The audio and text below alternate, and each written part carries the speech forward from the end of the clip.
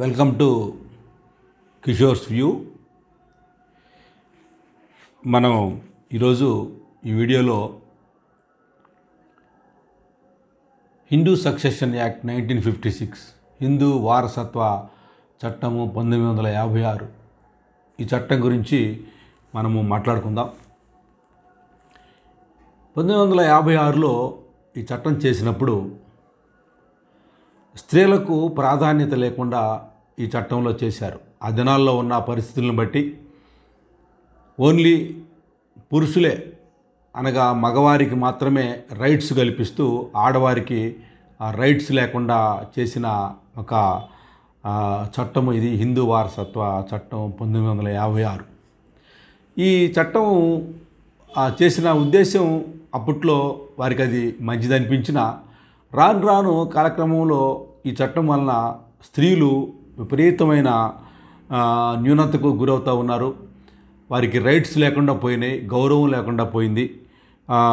మరి ఒక తండ్రి తల్లికి మరి కుమారులు కుమార్తెలు ఇద్దరున్నప్పుడు మరి ఇంత వేరియేషన్ అయిపోతూ ఉందంటే వీళ్ళకి ఆస్తిలో ఏమీ భాగం రాదు. మ్యారేజ్ చేసేటప్పుడు కూడా విపరీతమైన డౌరీలు ఇవ్వాల్సి వస్తుంది. ఎందుకంటే వీళ్ళకి ఏమి రైట్స్ లేవు కాబట్టి ప్రాపర్టీలో అడిగేవాళ్ళు కూడా అలాగే ఉన్నారు, ఇచ్చే తల్లిదండ్రులు కూడా అలాగే ఇచ్చి వారికి పంపిస్తూ ఉన్నారు. ఇది జరుగుతున్న క్రమంలో ఆంధ్రప్రదేశ్ రాష్ట్రం ఏం చేసిందంటే 1986లో లేడీస్కి కూడా ఆస్తిలో సమాన హక్కు ఉండాల్సిందే, వీరు ఆ తల్లిదండ్రులకి జన్మించిన వారే కాబట్టి వారికి కూడా సమాన హక్కు ఉండాలనే ఉద్దేశంతో 86లో చట్టం చేయడం జరిగింది. ఆ చట్టంలో చేసేటప్పుడు దానిలో 2 కండిషన్స్ అయితే ఉన్నాయి. ఆ కండిషన్లు ఏంటంటే 86 కంటే ముందు కనుక ఆ స్త్రీకి వివాహం అయి ఉంటే, మ్యారేజ్ అయి ఉంటే ఆమె ఈ ఆస్తిలో వాటా క్లెయిమ్ చేయడానికి ఆమె అర్హురాలు కాదు. ఎందుకంటే 86 తర్వాతనే ఈ చట్టం వచ్చింది కాబట్టి, అంటే ప్రాస్పెక్టివ్ ఎఫెక్ట్, రెట్రాస్పెక్టివ్ కాకుండా తర్వాత వారికి రైట్ కల్పిస్తూ ఆ విధంగా చేశారు. అంటే 86 తర్వాత మ్యారేజ్ అయిన వారికి మాత్రమే చట్టం వర్తిస్తుందని. మన రాష్ట్రమే కాకుండా మన రాష్ట్రంతో పాటుగా మరి మన ప్రక్కన ఉన్న తమిళనాడు, ఇటువైపు ఉన్న కర్ణాటక, అటువైపు ఉన్న మహారాష్ట్ర, మనం అలాగే 4 రాష్ట్రాలు అప్పుడు కంబైన్డ్ ఆంధ్రప్రదేశ్ ఉండేది. సో అప్పుడు 86లో ఆ విధంగా చట్టం చేయటం జరిగింది. ఈ చట్టంలో స్త్రీ వివాహం అనేది అదొకటైతే 86కి ముందు జరిగిన వాళ్ళకి వర్తించదైతే, రెండోది ఏంటంటే ఆ సమయానికి ఈమె క్లెయిమ్ చేసే సమయానికి తండ్రి బ్రతికుండాలి. అనగా వారసత్వం వస్తుంది కదా, ఈ ఆస్తి వస్తుంది కాబట్టి ఎన్సిస్ట్రల్ ప్రాపర్టీ ఎవరైతే క్లెయిమ్ చేయబోతూ ఉన్నారో ఆ స్త్రీ వారి తండ్రి బ్రతికుండాలి అనేది కూడా ఆ చట్టంలో అప్పుడు పెట్టారు. అసలు ఈ వారసత్వ ఆస్తి అంటే ఏంటి? ఇది చట్టాల్లో సరిగా దీని డెఫినేషను లేదు, కానీ కోర్టులు రకరకాల సందర్భాల్లో దీన్ని కోర్టులు ప్రస్తావిస్తూ కోర్టులు ఏం కంక్లూజన్కి వచ్చినాయంటే, ఒక 4 తరాల నుంచి వచ్చే ఆస్తిని ఎన్సిస్ట్రల్ ప్రాపర్టీ అంటారు, పిత్రార్జితం అంటారు కదా, దాన్ని ఒక 4 తరాల నుండి వచ్చే ఆస్తిని అట్లా అంటారు.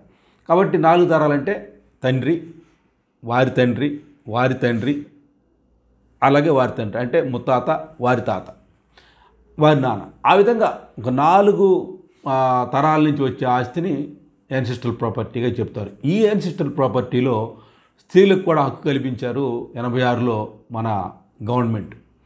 ఈ అయితే కండిషన్ మనం చెప్పుకున్న కండిషన్స్ 2 ఉన్నాయి. ఆ మ్యారేజ్ విషయము, ఆ తర్వాత తండ్రి బ్రతికుండాలి అనేది. ఇక్కడ ఇది జరుగుతూ ఉండగా వేరే రాష్ట్రాలకు కూడా ఇదంతా స్ప్రెడ్ అయింది. ఆ స్ప్రెడ్ అయినప్పుడు వాళ్ళు కూడా మరి మాకు కూడా రైట్స్ ఉంటే బాగుండే కదా అని డిఫరెంట్గా యాజిటేషన్స్ స్టార్ట్ అయినాయి.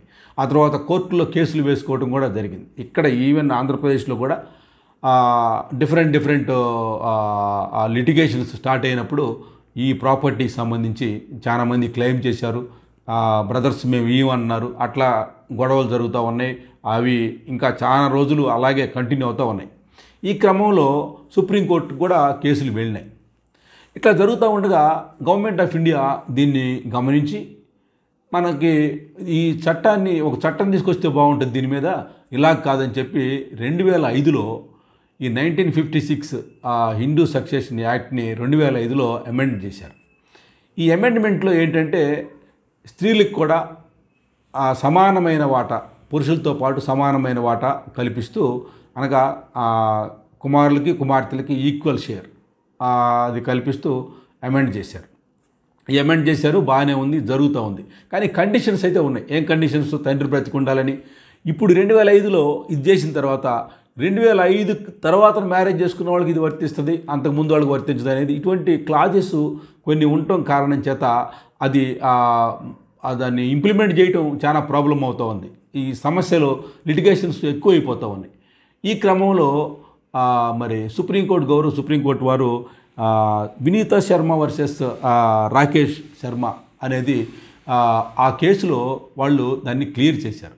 ఎట్లా అంటే ఆన్ పార్ విత్ బ్రదర్స్, సిస్టర్కి కూడా సేమ్ వాటా, అంటే బ్రదర్స్తో పాటు ఏమైతే వారికి వస్తుందో సిస్టర్స్ కూడా వస్తుంది. అంటే ఇది బర్త్ రైట్ పుట్టుకతోనే రైట్ ఎలాగైతే వస్తుందో మగవాళ్ళకి, ఆడవాళ్ళకి కూడా అదే పుట్టుకతో రైట్ వస్తుంది అనేది దీనిలో క్లియర్ చేశారు. అంటే ఈ డౌట్స్ అన్నిటిని కూడా నివృత్తి చేశారు. అదే సమయంలో ఆ కేసులో ఇంకొక విషయాన్ని కూడా ఏం చెప్పారంటే, వివాహం వీరికి ముందు కావాలి, తర్వాత కావాలి, లేకపోతే అసలు ఆ సబ్జెక్టే లేదు. అంటే దాన్ని తీసేశారు. ఎప్పుడు వివాహం చేసుకున్నప్పటికీ, ఈ యాక్ట్కి ముందు చేసుకున్నా, ఈ యాక్ట్ తర్వాత చేసుకున్నా పెళ్ళి, ఆ పెళ్లితో సంబంధం లేదు, వారి వయసుతో సంబంధం లేదు. వారు క్లెయిమ్ చేయదలుచుకుంటే ఆ ప్రాపర్టీలో వాళ్ళకు కూడా మగవాళ్ళతో పాటు సమానంగా తండ్రి ప్రాపర్టీలో, అనగా వారసత్వంగా వచ్చే ప్రాపర్టీలో వాళ్ళు కూడా క్లెయిమ్ చేసుకోవచ్చు. వారు సమానులే, వారికి కూడా సమానమైన రైట్ ఉందనేది ఇచ్చారు. ఇంకొక కేసులో అరుణాచలం గౌండర్ వర్సెస్ పొన్నుస్వామి అనే ఈ కేసులో ఏం చెప్పారంటే, ఈ విభజన ద్వారా వచ్చే అంటే ఈ పార్టిషన్ డీడ్ ద్వారా వచ్చే ప్రాపర్టీస్ ముగ్గురు పంచుకోవచ్చు, అంటే ఇద్దరు పంచుకోవచ్చు, ఆడవాళ్ళు మగవాళ్ళు అనేది ఒక విషయం. అయితే ఈడ ప్రత్యేకంగా ఒకవేళ మదర్కి ఉంటే కనుక ఆ ప్రాపర్టీ, మదరు బ్రతికుంటే ఆ మదరు ద్వారా ఆ విల్ డీడో కానీ లేకపోతే పార్టిషన్ డీడ్ కానీ చేసి మదర్ ప్రాపర్టీని మనము ఎవరైతే పిల్లలు ఉన్నారో వాళ్ళు పొందొచ్చు. ఒకవేళ మదరు చనిపోతే ఏమి రాయకుండా, అంటే వీలునామా కానీ బిల్లు రాయకుండా చనిపోతే, లేక పార్టిషన్ చేయకుండా చనిపోతే, ఏమి చేయకుండా కనుక ఇంటెస్టేట్ చనిపోతే, అప్పుడు ఆ ప్రాపర్టీ, తల్లి ప్రాపర్టీ, ఎవరైతే తల్లికి ఆ ప్రాపర్టీ ఎవరైతే ఇచ్చారో, అంటే ఎవరి ద్వారా ఆ ప్రాపర్టీ సంక్రమించిందో అది అగైన్ వాళ్ళకి వెళ్ళిపోద్ది వెనక్కి. అలాగే ఒకవేళ ఆ తల్లికి, చనిపోయిన ఆమెకి ఆ భర్త ద్వారా కనుక, భర్త తరపు వారి ద్వారా ప్రాపర్టీ వస్తే వారి తరపు వాళ్ళకి వెళ్ళిపోద్ది. ఈ కేసు అరుణాచలం గౌండర్ వర్సెస్ పొన్నుస్వామి అనే దానిలో అది డిసైడ్ చేశారు. అయితే ఇప్పుడు ఈ ప్రాపర్టీ విషయంకి వచ్చేసరికి మనకు క్లియర్గా చెప్పింది వినీత శర్మ కేసులో, వినీత శర్మ వర్సెస్ రాకేష్ శర్మ. దీనిలో సుప్రీంకోర్టు చాలా క్లియర్గా ఏం చెప్పిందంటే, వారితో పాటు ఆడవాళ్ళకి కూడా మగవాళ్ళకి సమానమైన హక్కు ఉంది. అయితే ఇప్పుడు ఎప్పుడు ఈ ప్రాపర్టీని క్లెయిమ్ చేసుకోవాలి, ఎట్లా క్లెయిమ్ చేసుకోవాలి? ఇప్పుడు ఒక అమ్మాయి ఉంది. ఈ అమ్మాయిని మన ఆంధ్ర లేక తెలంగాణ అమ్మాయి, ఈ అమ్మాయిని బాంబేలో ఎక్కడో ఇచ్చారు. సరే, వివాహం చేశారు, ఖర్చు పెట్టి చేశారు, ఆమె వెళ్ళిపోయింది, బాగానే ఉంది. ఈ ప్రాపర్టీ యాన్సిస్ట్రల్ ప్రాపర్టీ అలాగే ఉంది కాబట్టి ఆ ప్రాపర్టీలో డిస్టర్బెన్స్ ఏం జరగలేదు, ఎవరు పార్టిషన్ చేసుకోలేదు, అలాగే ఉంది కాబట్టి తను కూడా కామ్గా ఉండొచ్చు. అయితే ఎన్ని రోజులు ఆ విధంగా ఉండాలి అని అంటే, ఆవిడ కావాలనుకుంటే పార్టిషన్ డీడ్ కోసం వేసుకోవచ్చు, లేకపోతే కూడా అలాగే ఉండొచ్చు. అప్పుడు ఈ లిమిటేషన్ ఏదైతే ఉందో ఇది 12 సంవత్సరాల లిమిటేషన్గా పెట్టారు. అంటే 12 సంవత్సరాల లోపల క్లెయిమ్ చేసుకోవాలని. ఎప్పుడు క్లెయిమ్ చేసుకోవాలి? దాన్ని పార్టిషన్గా చేయబోతున్నారు లేకపోతే చేశారు అన్నప్పుడు ఆ నాలెడ్జ్లోకి కనుక ఆ విషయం వస్తే అప్పటి నుంచి 12 సంవత్సరాల లోపల చేసుకోవాలి. ఒకవేళ పార్టిషన్ చేయలేదు, ప్రాపర్టీ అలాగే ఉంది అంటే పార్టిషన్ చేసుకోవాలి, ఆమె క్లెయిమ్ చేయాల్సిన అవసరం లేదు, 12 సంవత్సరాలు పోతున్నాయని లేదు. ఎందుకంటే ఈ 12 ఇయర్స్కి లిమిటేషన్ ఎక్కడి నుంచి స్టార్ట్ అవుతుంది అనేది ఇది విధంగా లేదు. ఎందుకు లేదు? వాళ్ళు ఆ ప్రాపర్టీని అలాగే ఉంచుకున్నారు. ఆవిడకి కావాలనుకుంటే క్లెయిమ్ చేసుకోవచ్చు. అలా కాకుండా ఒకవేళ ఆవిడకి ఇవ్వకుండా ఒక 10 ఎకరాల ల్యాండ్ ఉందనుకుందాం. ఈ 10 ఎకరాల ల్యాండ్ ఫాదర్ చనిపోయాడు, మదర్ చనిపోయింది, ఇప్పుడు ఓన్లీ బ్రదర్స్, 2 బ్రదర్లు ఉన్నారు, సిస్టర్ ఉంది. సిస్టర్ ఇప్పుడు మనం చెప్పుకున్న సిస్టర్ బాంబేలో ఉంది. సో ఇప్పుడు ఆ బాంబేలో ఉన్న తెలియకుండా వీళ్ళు ఈ 10 ఎకరాలని ఒక 5 ఎకరాలు ఒక ఆయన, ఇంకొక 5 ఎకరాలు ఇంకొక ఆయన, ఇద్దరు పార్టీషన్ చేసుకున్నారు. ఇది రిజిస్టర్ పార్టీషన్ చేసుకున్నారు. రిజిస్టర్ పార్టీషన్ చేసుకుంటే ఏం జరుగుతుంది అంటే, ఆ రిజిస్టర్ పార్టీషన్ చేసుకున్నట్టు కనుక తన దృష్టికి వస్తే, ఆ బాంబేలో ఉన్న ఆమె, మన ఎగ్జాంపుల్ చెప్పుకుంటున్నాం, ఆమె దృష్టికి కనుక వస్తే ఆవిడ లీగల్ నోటీస్ పంపించవచ్చు. ఆ లీగల్ నోటీస్ పంపించిన దగ్గర నుంచి స్టార్ట్ అవుతుంది 12 వీక్స్ అనేది. అప్పటి నుంచి 12 వీక్స్ లోపల ఎప్పుడైనా కానీ ఆ ప్రాపర్టీ సెటిల్ చేసుకోవచ్చు.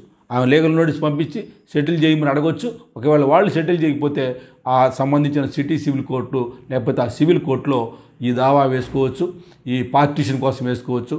ఒకవేళ వాళ్ళు రిజిస్టర్ చేసుకున్నప్పటికీ, ఏది పార్టీషన్ డీడ్ చేసుకున్నప్పటికి కూడా అది ఈవిడికి క్లెయిమ్ చేసుకుంటే ఈ షేర్ ఈవిడికి అది డెఫినెట్గా వస్తుంది. అలాగే ఈ ప్రాపర్టీ ఎవరైనా కొనుక్కోవాలంటే కూడా పార్టీషన్ డీడ్లో ఉన్న చేసిన ప్రాపర్టీని కొనుక్కోవాలంటే ఆలోచన చేసి కొనుక్కోవాలి. లీగల్ ఒపీనియన్ అడ్వకేట్ దగ్గర తీసుకొని దాన్ని కొనుక్కోవాలి. ఎందుకు తీసుకోవాలంటే ఈవిడ ఎప్పుడైనా క్లెయిమ్ చేయొచ్చు కదా. ఇప్పుడు ఈ కేసే కాకుండా ఏ కేసులో అయినా పార్టీషన్ డీడ్ జరిగినప్పుడు లీగల్ హెయిర్స్ ఎంతమంది ఉన్నారని చూసుకోవాలి. లీగల్ హెయిర్స్ ఓన్లీ వాళ్ళిద్దరే బ్రదర్సే ఉన్నారనుకుంటే మంచిగా కొనుక్కోవచ్చు. ఒకవేళ వాళ్ళు కాదు ఇంకా ఉన్నారేమో అని డౌట్ వస్తే కనుక వారిని కూడా పిలిపించి వాళ్ళ చేత కూడా సంతకాలు పెట్టించి అప్పుడు ఆ ప్రాపర్టీని కొనుక్కోవచ్చు.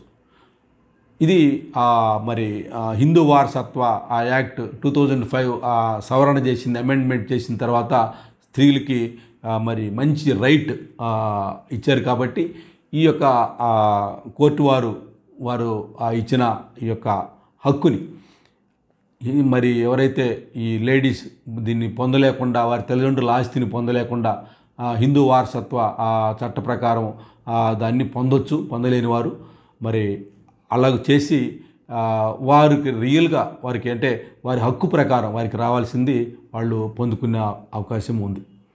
మీకు ఈ వీడియో నచ్చితే మీ వారికి అందరికీ షేర్ చేయండి, ఫ్రెండ్స్కి షేర్ చేయండి, వాళ్ళు కూడా ఈ విషయాన్ని తెలుసుకుంటారు. సబ్స్క్రైబ్ చేయటం మర్చిపోవద్దు, సబ్స్క్రైబ్ చేయండి. సో దట్ ఈ లీగల్గా సంబంధించిన ప్రాపర్టీకి సంబంధించిన ఏవైనా వీడియోస్ అటువంటివి ఉంటే మీకు రీచ్ అవుతుంది. కాబట్టి మీరు సబ్స్క్రైబ్ చేయడం కూడా మానద్దు. అందరికీ నమస్కారం.